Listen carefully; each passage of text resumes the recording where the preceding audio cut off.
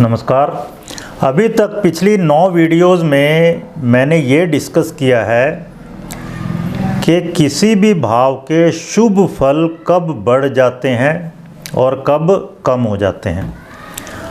और 9वीं वीडियो में मैंने डिटेल में बताया था कैलकुलेशन करके महात्मा गांधी जी के चार्ट को लेकर उनकी कुंडली के बहाने से हमने बताया था आपको साधक बाधक पद्धति से कि किसी भी भाव पर शुभ और अशुभ परिणाम कैसे देखेंगे।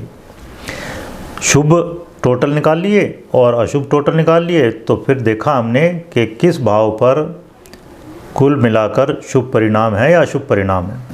लेकिन अब इस वीडियो में हम डिस्कस करेंगे भाव सिद्धि।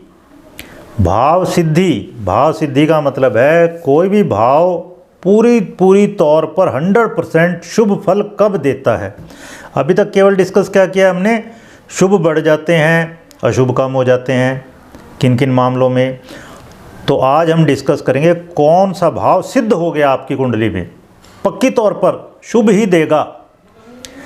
तो इसके लिए मैं ले रहा हूँ फल दीपिका अध्याय 15 का पहला श्लोक। ऑथेंटिसिटी के लिए, मतलब मैं कोई अपनी तरफ से बना के नहीं बता रहा आपको, हम यहाँ क्लासिकल टेक्स्ट ले रहे हैं ज्योतिष के, उनमें से बता रहे हैं आपको और टाइम टू टाइम मैं शेयर करता रहूँगा कहाँ से हम ले रहे हैं।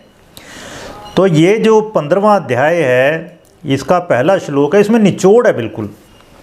मतलब आप कोई भी योग रटोगे पढ़ोगे कुंडली पे एक पे अप्लाई हो जाएगा दूसरी पे नहीं होगा, या 2 पे अप्लाई हो जाएगा फिर बाकियों पे किसी पे अप्लाई नहीं होना।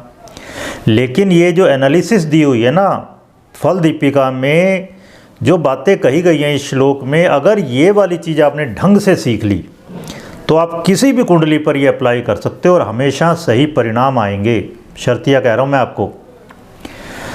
तो यहाँ पर देखिए बहुत मज़ेदार बहुत खास बातें इसमें कह रखी हैं। क्या कह रखी हैं? सभी भाव विशेष रूप से शुभ फल देंगे। सभी भाव मतलब 12 के 12, 6, 8, 12वां भाव भी क्यों ना हो, जिनको के त्रिक भाव कहते हैं, 1, 5, 9 त्रिकोण भाव क्यों ना हो, सभी 12 के 12 भाव शुभ फल देंगे, विशेष रूप से शुभ फल देंगे। Extra ordinary good results. कब? यदि उनमें शुभ ग्रह स्थित हों या उन्हें शुभ ग्रह देखते हों, डिस्कस कर चुके हम पहले 9 वीडियोज़ में, या उनके स्वामी ग्रह वहाँ बैठे हों या उन्हें देखते हों, ये भी हम डिस्कस कर चुके। फिर क्या है? बशर्ते ऐसे भावों में पाप ग्रह ना तो बैठे हों और ना उनको देखते हों, ये भी हम डिस्कस कर चुके बहुत डिटेल में। इसी सूत्र का पार्ट मैं डिस्कस करता रहा हूँ पिछले 9 वीडियोज़ में, एक पार्ट करके मैंने डिस्कस किया है, उन पर मैंने कंसंट्रेट किया है ताकि आपको अच्छे से समझ आ जाए। ये गोल्डन रूल है, समझ लीजिए। ये सूत्र अगर आपने अच्छे से समझ लिया, और इसके लिए हमें इतनी वीडियोस बनानी पड़ रही हैं इसको समझाने के लिए ही। और आगे क्या है? ऐसा शुभ प्रभाव तब भी होगा जब पापी ग्रह संबंधित भाव के स्वामी होंगे।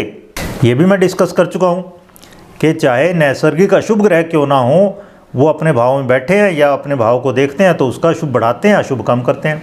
अब यहाँ तक बढ़ाने घटाने की बात थी, शुभ बढ़ाने की अशुभ घटाने की, लेकिन अब इसमें आगे और बात कही गई है, उस पर ध्यान देना है। आज वाली वीडियो में असली बात जो हम डिस्कस करने जा रहे हैं वो ये है, क्या कहा है आगे? भावों का ये शुभ फल तभी पक्का होगा। क्या क्या कंडीशन है? यदि इसमें शामिल ग्रह बली हों, तो बली होने चाहिए, मतलब जो नैसर्गिक अशुभ ग्रह जिन भावों पर प्रभाव डाल रहे हैं, जिन भावेशों पर प्रभाव डाल रहे हैं, जिन कारकों पर प्रभाव डाल रहे हैं, वो सभी नैसर्गिक शुभ ग्रह बली होने चाहिए। और बली होने के लिए इसमें 3 कंडीशन बताई हैं। 3, पहली नीच राशि में ना हो, मैं डिस्कस करूंगा अभी डिटेल में सबके बारे में। दूसरा अस्त ना हो, और तीसरा शत्रु ग्रह की राशि में ना हो। ये 3 कंडीशन होनी चाहिए। अगर ये 3 कंडीशन फुलफिल हो रही हैं, नैसर्गिक शुभ ग्रह नीच में नहीं है, अस्त नहीं है, शत्रु की राशि में नहीं है, तो ये जो शुभ प्रभाव डाले थे ना पूरा शुभ होगा वो, और फिर भाव सिद्धि हो जाएगी। मतलब उस भाव से संबंधित हर तरह से 100% शुभ फल मिलेंगे। तो ये दोष अगर एक है तो 1/3 शुभ प्रभाव कम हो जाएगा, इनमें से अगर एक दोष है। इनमें से अगर 2 में दोष है तो 2/3 शुभ प्रभाव खत्म हो जाएगा। और तीनों दोष हैं अगर ग्रहों में तो फिर उसका 100% शुभ प्रभाव खत्म हो जाता है। इसका ये मतलब नहीं है शुभ हो जाता है, शुभ प्रभाव नहीं रहना। तो अब इसको एक एक करके डिस्कस करते हैं। तो पहला तो हम लेते हैं नीच राशि में ना हो। तो यहाँ मैं दिखा रहा हूँ आपको एक चार्ट, इन सब की हमने नीच राशि लिख दी हैं। तो सूर्य ग्रह, सूर्य की नीच राशि होती है तुला। सूर्य अगर तुला राशि में 10 डिग्री पर बैठा होगा तो परम नीच में हो जाएगा। फिर चंद्रमा इसी तरह वृश्चिक राशि में नीच का हो जाता है और 3 डिग्री पर परम नीच का। मंगल कर्क राशि में नीच का हो जाता है। बुध मीन राशि में नीच का हो जाता है। गुरु मकर राशि में नीच का हो जाता है। शुक्र कन्या राशि में नीच का हो जाता है और शनि मेष राशि में नीच का हो जाता है। इसको अब हम अप्लाई करके देख लेते हैं थोड़ा सा। अब हम महात्मा गांधी जी की कुंडली ले रहे हैं शुरू से। आप देखोगे इस पूरी कुंडली में कोई भी ग्रह नीच का नहीं है। राहु केतु अभी नहीं लिए हमने, राहु केतु वैसे पूरी तरह से ग्रह है ही नहीं, उनको छाया ग्रह कहते हैं। तो ना तो उनकी अपनी राशि होती, ना उच्च की होती, ना नीच की होती, उसको भूल जाइए फिलहाल। तो आप देखोगे यहाँ पर कोई भी ग्रह नीच का नहीं है। एक और एग्जाम्पल लेकर मैं आपको बताता हूँ उच्च नीच के बारे में। आसाराम बापू की कुंडली लेते हैं। इसमें आप देखोगे बुध 12वीं राशि में है, तो बुध 12वीं राशि में नीच राशि में माना जाता है।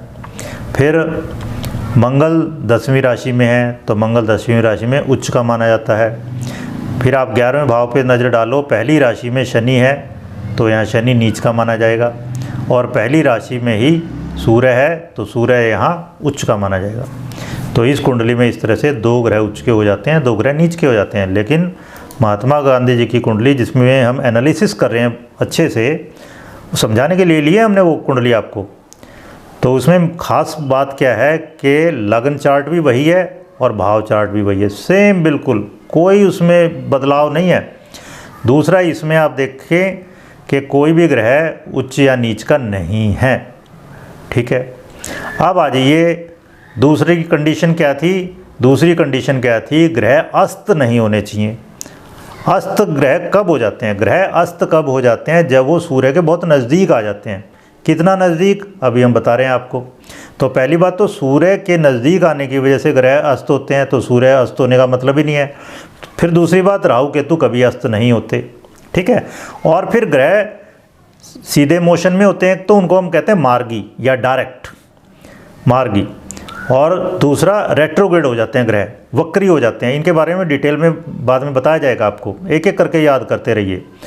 तो ग्रह मार्गी होते हैं और वक्री होते हैं। तो पहले तो ये समझिए राहु केतु हमेशा वक्री रहते हैं, उनको हम यहाँ ले भी नहीं रहे क्योंकि वो अस्त तो कभी होते नहीं। ठीक है, फिर चंद्रमा कभी वक्री नहीं होता, सूर्य कभी वक्री नहीं होता, और बाकी ग्रह वक्री होते हैं, सीधे भी चलते हैं। राहु केतु तो हमेशा ही उल्टे चलते हैं।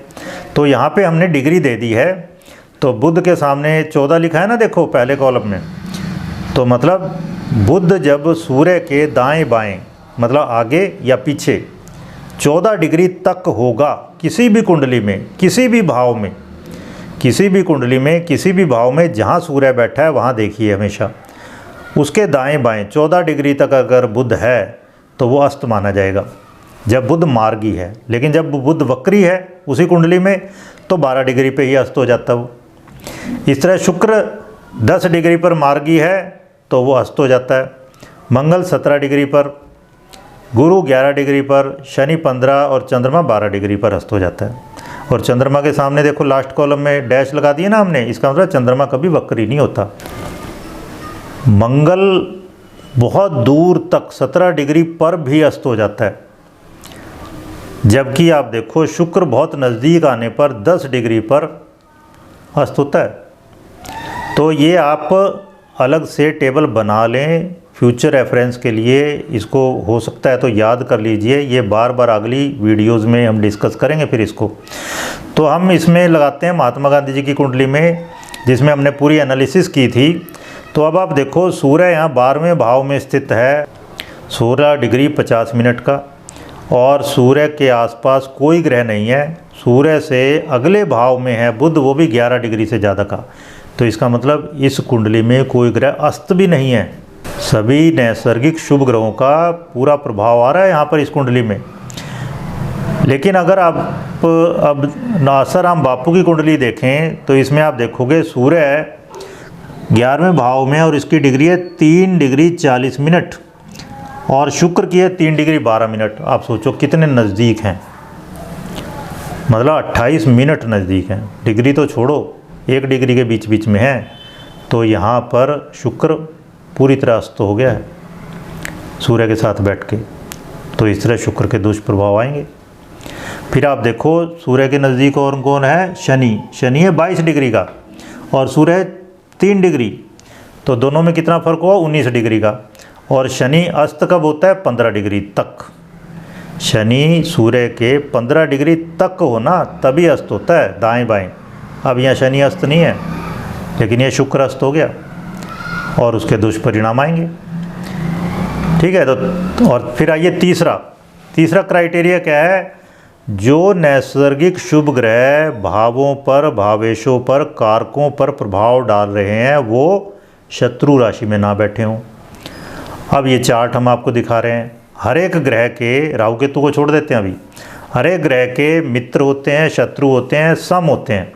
और ये याद करने का मैंने एक बहुत कहानी के थ्रू रोचक तरीके से आपको बताया था, किस तरह से आप याद कर सकते हो कि किस ग्रह के कौन से मित्र हैं, कौन से शत्रु हैं, कौन से सम हैं। आप वो वीडियो देख सकते हो। तो अब आप देखो यहाँ पर ये सब दिखा रखे हैं मैंने, बार बार इसको रिपीट करने की ज़रूरत नहीं है, आप वो वीडियो देख सकते हैं। यहाँ पर महात्मा गांधी जी की कुंडली अगर लें, उनका शुक्र तो अपनी राशि में बैठा ही है। जब भी नैसर्गिक शुभ ग्रह अपनी राशि में बैठे हों तो वो शुभ है ही। अब आइए बात रह गई बुध और गुरु की। महात्मा गांधी जी की कुंडली में हमने कहा था ना, बुध और गुरु दोनों नैसर्गिक शुभ हैं। अब बुध बैठा है शुक्र की राशि में। अब देखो बुध किसको मित्र मानता है, सूर्य और शुक्र को। कौन ग्रह किसको मित्र मानता है, वहाँ पे जाना आपने, बुध को लेना हमने। बुध कहाँ बैठा है, बुध बैठा है शुक्र के राशि में, 7वीं राशि में। तो बुध मित्र की राशि में बैठा है, तो ये पक्का पक्का शुभ हो गया। अब आइए और कौन सा है, बृहस्पति। बृहस्पति कौन सी राशि में बैठा है, पहली राशि में। पहली राशि किसकी होती है, मंगल की। तो बृहस्पति को देखो, अब बृहस्पति किस किसको मित्र मानता है, सूर्य, मंगल, चंद्रमा। तो अब बृहस्पति मंगल की राशि में बैठा है, तो ये भी शुभ है।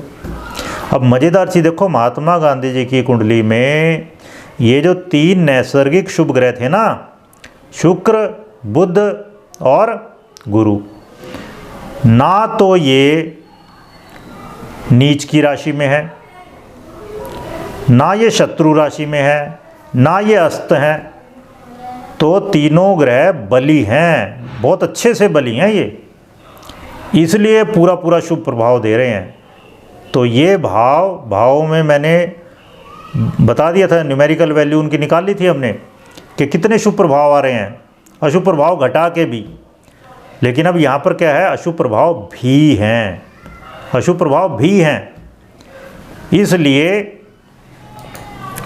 पूरी तरह से भाव सिद्धि नहीं है किसी भी भाव की, क्योंकि अशुभ प्रभाव कुछ ना कुछ तो है ही ना। हाँ, ये है कि नैसर्गिक शुभ ग्रह जो इन्वॉल्व हैं शुभ प्रभाव डालने में, वो एक हिसाब से देखा जाए ना तो अस्त है, ना शत्रु राशि में है और ना नीच राशि में है। तो इस तरह से बहुत बढ़िया कुंडली हो गई है। तो इस तरह कुंडली को किसी को भी एनालाइज करना है। अगली वीडियोस में और सूत्र लेंगे हम। मीनवाइल एक बात कहना चाहता हूँ मैं, अगर आप वैदिक ज्योतिष ढंग से, सलीके से, तरीके से सीखना चाहते हैं तो 26 नवंबर 2022 से हम एक कोर्स शुरू कर रहे हैं। जो भी आप में से इंटरेस्टेड हो, आप मुझे व्हाट्सएप कर सकते हैं दिए हुए नंबरों पर, हम आपको डिटेल भेज देंगे। धन्यवाद।